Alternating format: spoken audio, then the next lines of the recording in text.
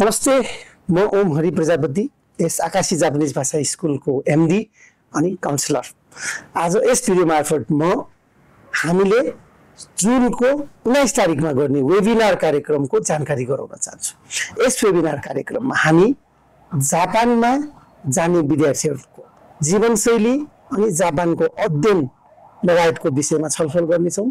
साथै भाषा अनि भाषाको तयारी कक्षाहरू, जलवृत्ति, नेट लगायतका तयारी कक्षाहरूको विषयमा, साथै स्कलरसिप पाउने सम्भावना, भिजाका सम्भावना अनि भिजाको प्रक्रिया लगायतका कुराकानीहरू गर्नेछौँ। साथै हामी लाइभ प्रश्नोत्तरको कार्यक्रम पनि गर्नेछौँ। जुन 19 तारिक अफलाइनमा बिहान 9 बजे, अनलाइन दिउँसो 12 बजे तपाईँले हामीलाई भेट्न सक्नुहुन्छ।